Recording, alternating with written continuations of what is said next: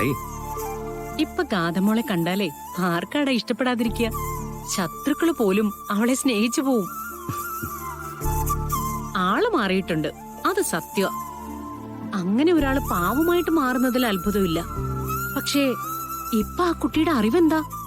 ഏത് കാര്യം ചോദിച്ചാലും അതിനെക്കുറിച്ച് ആ കുട്ടിക്ക് നന്നായിട്ട് അറിയാം. എന്റെ കോച്ചിങ്. ആ, കോച്ചിങ്ങിന്റെ കാര്യമൊന്നും നീ എന്നോട് പറയണ്ട.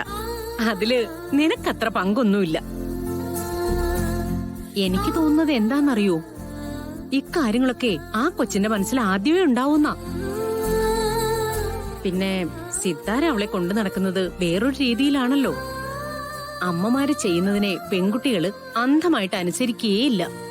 അതുപോലെ ആയിരിക്കും ആദ്യത്തെ ഗാഥയുടെ പെരുമാറ്റം. അതെ, അമ്മ ഗാഥ ഒന്ന് വിളിക്കേ. എന്താ ശരിക്കുള്ള കാര്യമെന്ന് നമുക്ക് ആളുടെ തന്നെ ചോദിക്കാലോ. എന്റെ സംശയത്തിന്റെ മുകളില് നിനക്ക് മുതലെടുക്കാൻ അതൊന്നും വേണ്ട. അമ്മ, ഞാനിപ്പോ എന്റെ ഫോണിൽ നിന്ന് വിളിച്ചു കഴിഞ്ഞാൽ ശരിയാവില്ല അമ്മ. എനിക്കൊന്ന് സംസാരിക്കാൻ വേണ്ടിട്ടാ. അമ്മ സിത്താര മാഡത്തിനൊന്ന് വിളിക്കേ പ്ലീസ്. പ്രേമത്തിനിടയിൽ നിർത്താൻ അമ്മയെ കണ്ടുള്ളൂ നിനക്ക്, അല്ലടാ?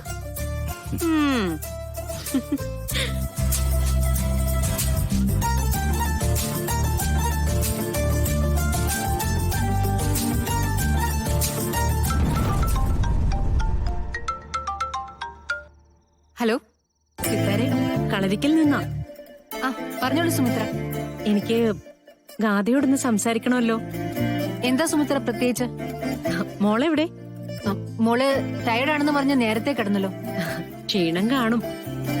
ഇന്ന് അമ്പലത്തിൽ കുറെ നടന്നതല്ലേ, നല്ല വെയിലും ഉണ്ടായിരുന്നു. അമ്പലത്തിലോ? അപ്പൊ ഗാഥമോളൊന്നും പറഞ്ഞില്ലേ? ഗാഥ ഇന്ന് ഞങ്ങളോടൊപ്പം തന്നെ ഉണ്ടായിരുന്നു മുഴുവൻ സമയവും. ഇന്നവക്ക് അമ്മയെ ഡോക്ടറെ കാണിക്കുന്ന ദിവസം. അത് കഴിഞ്ഞിട്ട് പെട്ടെന്ന് ഇങ്ങോട്ട് വരാന്നാ പറഞ്ഞേക്കുന്നത്. ഞങ്ങളോടൊപ്പം അമ്പലത്തിൽ തൊഴുതു.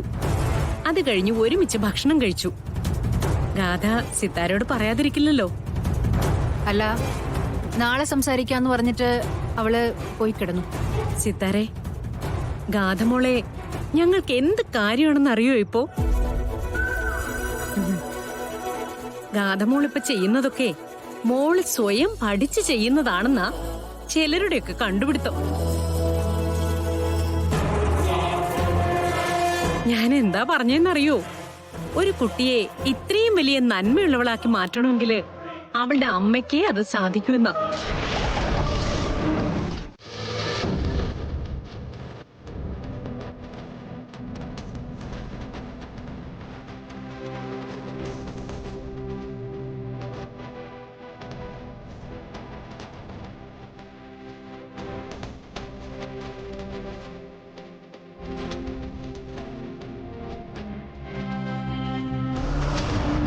എന്തോ പ്രശ്നമുണ്ടല്ലോ ഗോപാലേട്ടാ. കുറെ നേരമായി തങ്കേച്ചി കൃഷ്ണയെ ചോദിച്ചുകൊണ്ടിരിക്കുന്നു.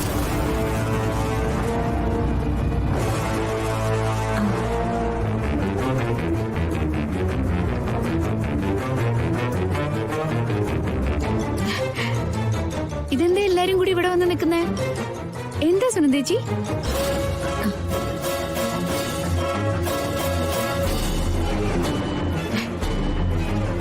എന്താ അമ്മേ? നീ എന്തെങ്കിലും കാര്യങ്ങള് എന്നോട് മറച്ചു വെക്കുന്നുണ്ടോ?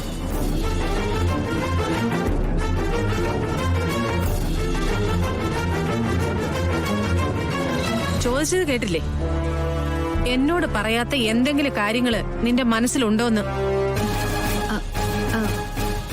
അത് അമ്മേ, ആരാ നിന്റെ കൂടെ കണ്ട ചെക്കൻ?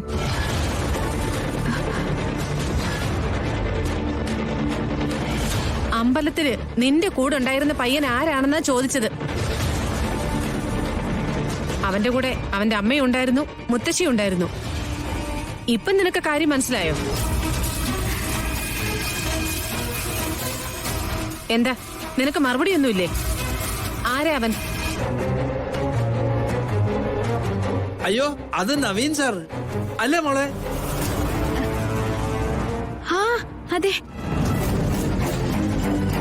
എന്റെ പൊന്ന് തങ്കം, നവീൻ സാറിനെ എനിക്ക് സുനന്ദയ്ക്ക് നന്നായിട്ട് അറിയാം. എങ്ങനെ? കൃഷ്ണയുടെ ഓഫീസിലെ വലിയ ഓഫീസറല്ലേ? വലിയ ജോലിയാ, ഏതോ വലിയ തറവാട്ടിലെയാ. അതിന് അയാളുടെ കുടുംബത്തിന്റെ കൂടെ ഇവളെന്തിനാ അമ്പലത്തിൽ പോകുന്നേ? അതെ, കൃഷ്ണ ഓഫീസിൽ ചെന്ന് ചേർന്നില്ലേ, അവിടെ പുള്ളിക്കാരന് കൃഷ്ണയോടൊരു ചെറിയ ഇഷ്ടം. വേറെ കുഴപ്പമൊന്നുമില്ല.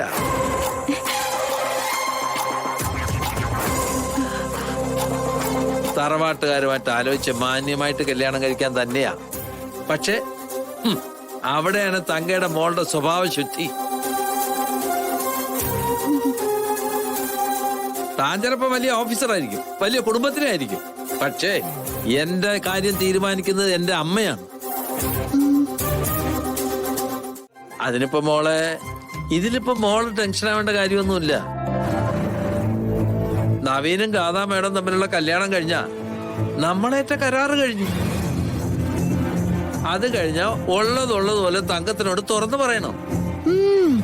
പിന്നെ ഗോപാലമാമന് എല്ലാം നിസ്സാര. നമ്മൾ ആരും അറിയാതെ നവീൻ സാറിനെ അന്വേഷിച്ചുകൊണ്ട് അമ്മ ഇവിടുന്ന് പോയാലുണ്ടല്ലോ. അങ്ങനെയൊന്നും ഉണ്ടാവില്ല.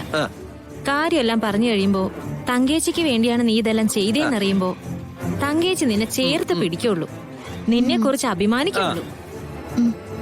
എനിക്ക് കൈയും കാലും വരച്ചിട്ട് വയ്യ. അമ്മയോട് ഞാൻ കള്ളം പറയാറില്ല, അതും അമ്മയുടെ ഈ അവസ്ഥയില്.